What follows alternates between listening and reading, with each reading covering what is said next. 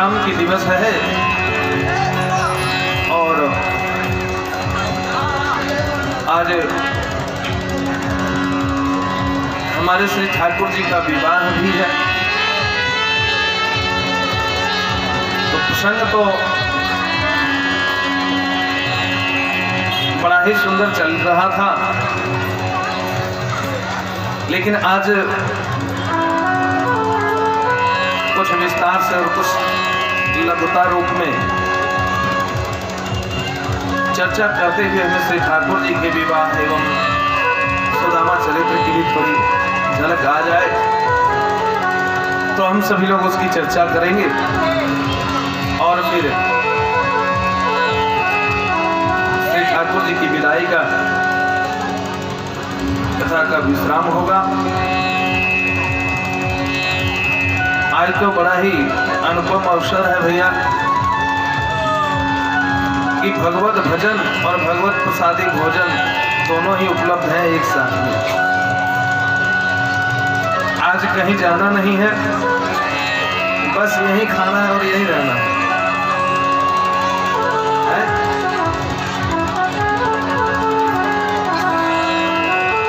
अब विवाह में आए हैं तो विवाह में अब के समय में भले मर्यादा नहीं रहने लगी, नहीं तो लोग तो 2-2, 3-3 दिन पहले बारात लेके पहुंच जाते थे और नहीं तो बारात के दिन बारात आते थे तो 2-4 दिन तक रुक भी जाते थे, 1-2 दिन तो रुकते ही थे। आनंद से विवाह होता था। विवाह की इतनी क्रिया है, इतनी प्रक्रिया है, इतने वेद विधान है उसमें कि एक दिन में तो कभी पूरा हो ही नहीं सकता। सारे विधियों को नियमों को करते करते 4-5 दिन लग जाते हैं। पहले से हल्दी चंदन ये वो सब चालू हो जाता है।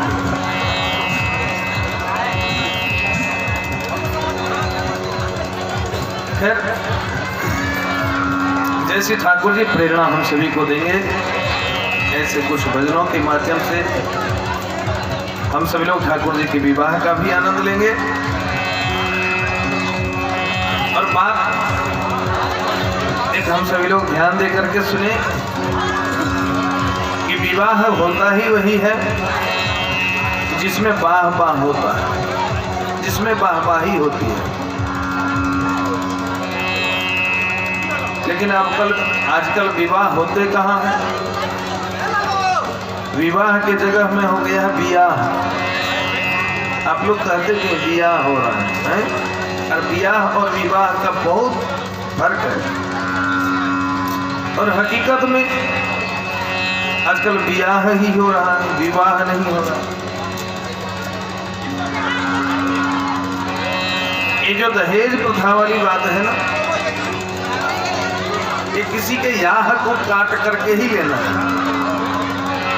लड़की के बाप के भले कुछ न हो, लेकिन लड़का के बाप फरमाइश तो जरूर मारता है, कितना दोगे, ये चाहिए वो चाहिए वो चाहिए। कहाँ से देगा ये उन्हें मालूम नहीं। हमें तो जरा सी शर्म आनी चाहिए, लेकिन क्या करें, आज के समय में लोगों ने अपना सब कुछ बेच दिया है। और खास करके शर्म तो रही नहीं। आजकल के लोगों के व्यवहार को देख करके शर्म खुद शर्मा जाती है। शर्म को शर्म आ रहा है, लेकिन लोगों को शर्म नहीं आ रहा है। लोग सब बेशर्म होते चले जा रहे हैं। सोचो जरा, अपने मेरे विचार से सोचिए, बाकी आप लोग के जो विचार हैं वो तो नहीं है। और हम अपना निजी विचार नहीं करते, हम शास्त्र के मत से कहते हैं। दान होती है प्रसन्नता की, खुशी का। ये न कि जबरदस्ती लिया जाए। जबरदस्ती लेना फिर दान नहीं हुआ। कबीर जी महाराज कहते हैं, कबीर जी की एक दोहा है कि सहज मिले सो दूध सम, और मांगे मिले सो पानी। और कहे कबीर वह रक्त सम, जामे इच्छा। जिसमें खींच खिंचाव हो, इच्छा तानी हो, ऐसा धन नहीं लेना चाहिए। सहज मिले सो दूध सम, और मांगे मिले सो पानी। और कहे कबीर वह रक्षम, जामे इच्छा तानी। सहज में जो मिल जाए वह तो दूध के समान है, और दूध क्या है? अमृत है। दूध अमृत है। गौरस जो है ना वह अमृत है। सहज मिले सो दूध सम, और मांगे मिले सो पानी। मांग लिया अगर किसी से तो पानी के समान।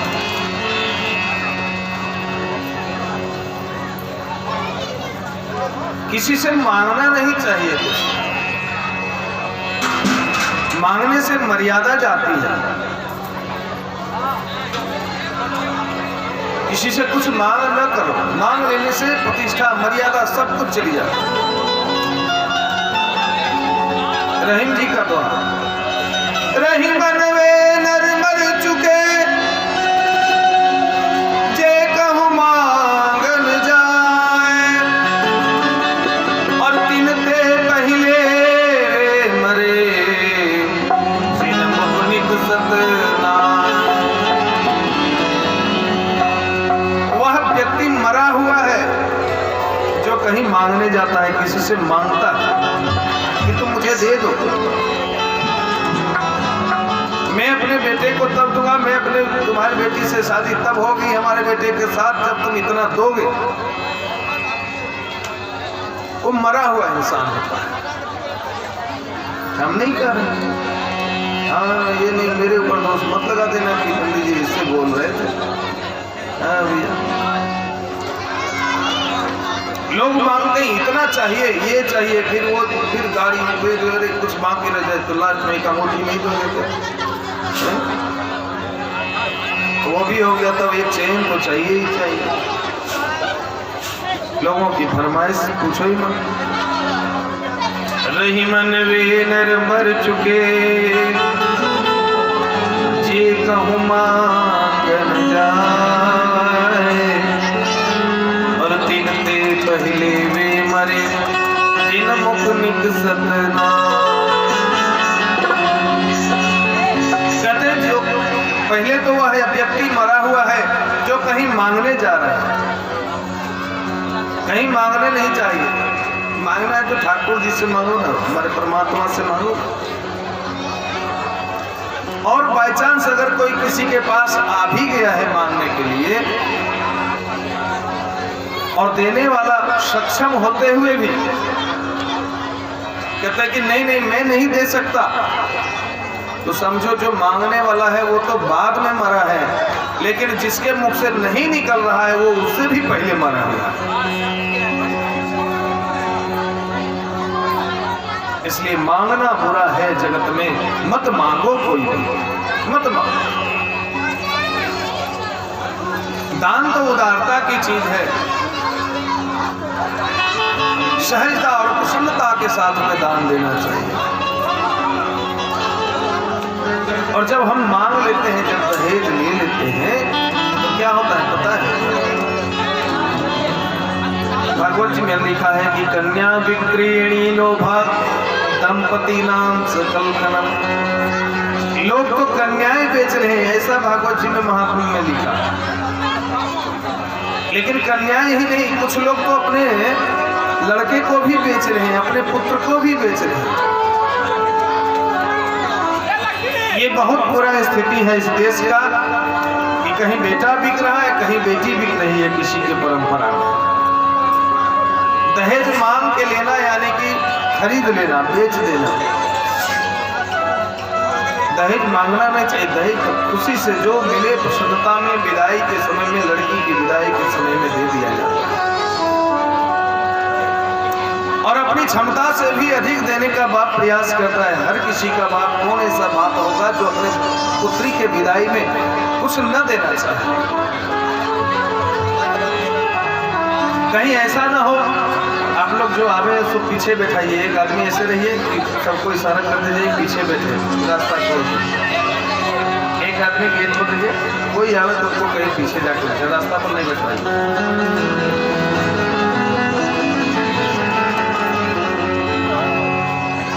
मत मानो।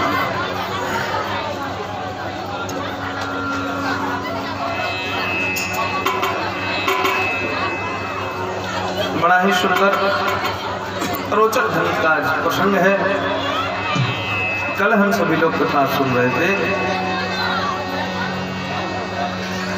भगवान गोकुल में बड़ा ही मंगलमय रास किए हैं और उस महाराज का हम सभी लोग कथा के माध्यम से दर्शन कर रहे थे और बड़े ही आनंद के साथ नाचते गाते हुए कल की कथा विश्राम हुई थी। कहते महाराज के बाद राजा परीक्षित ने प्रश्न किया है, कुछ जिज्ञासाएं रखी है कि नाथ भगवान तो इस धरा पर आते हैं किस लिए कि संस्थापनाय धर्मस्य,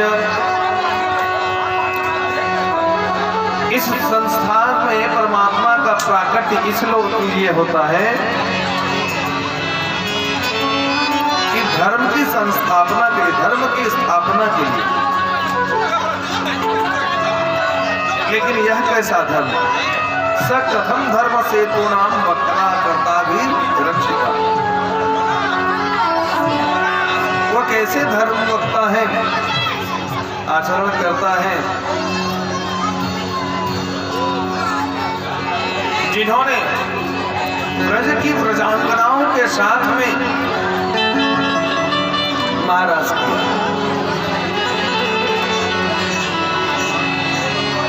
ये कहां तक की शोभा है कि परपक्ष समाहता दूसरी पत्नियों के साथ में नृत्य करना, ये कहां शोभा देती है।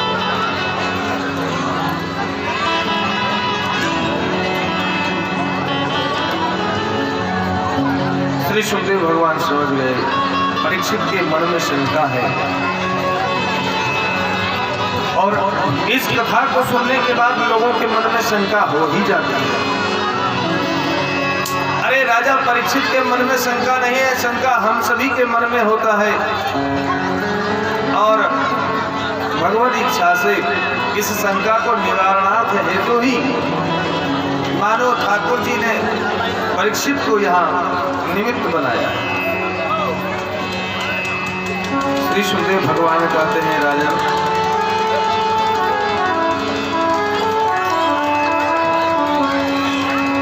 परमात्मा से भिन्न कुछ भी नहीं है।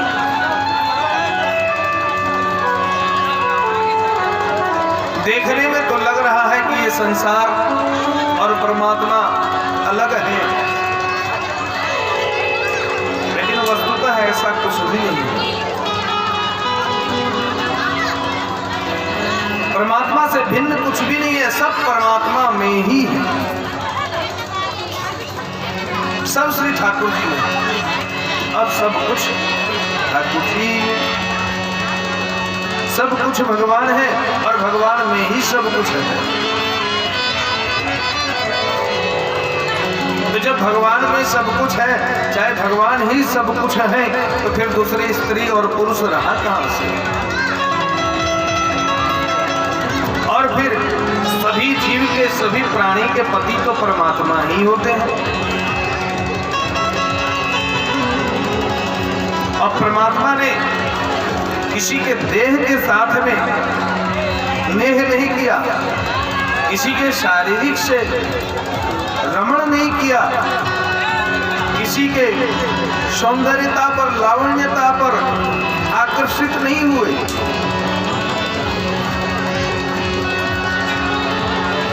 वो तो सबके आत्मा के साथ में, आत्मा रमण है ना, इसलिए आत्मा के साथ सभी जीवात्माओं को प्रसन्न करने के लिए, आनंद देने के लिए महाराज का लीला किया।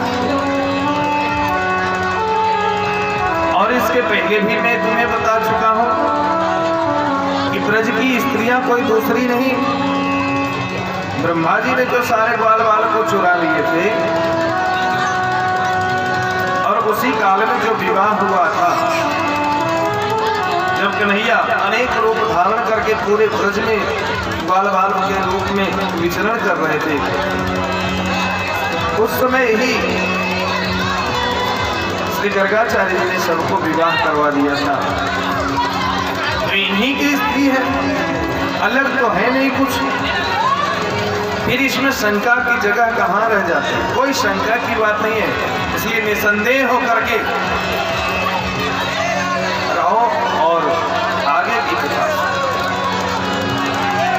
दूसरी बात तो यह भी है, श्री गोस्वामी तुलसीदास जी महाराज कहते हैं, समरथ कहूँ नहीं दोष गोसाई, रवि पावक सुर सरी की नाई।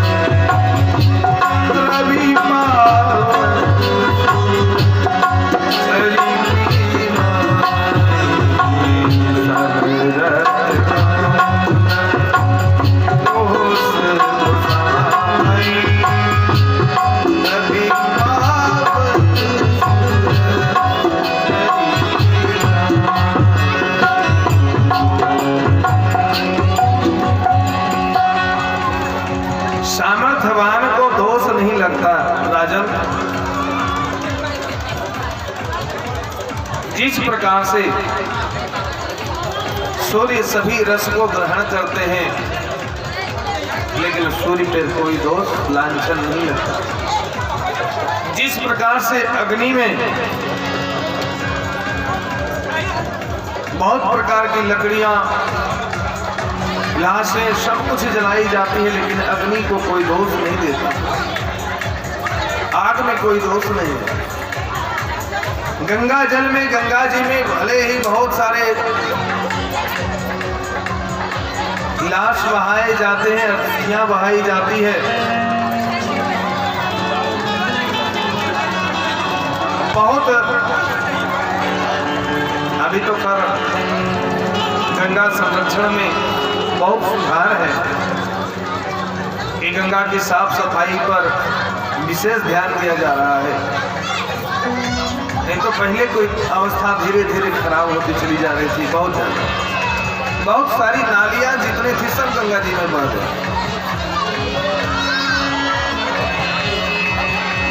तो इतना सब कुछ होने के बाद भी गंगा जल को पवित्र माना जाता है, उसमें दोष नहीं देखा जाता। ऐसे ही सामर्थ्यवान पुरुष में दोष नहीं देखा जाता।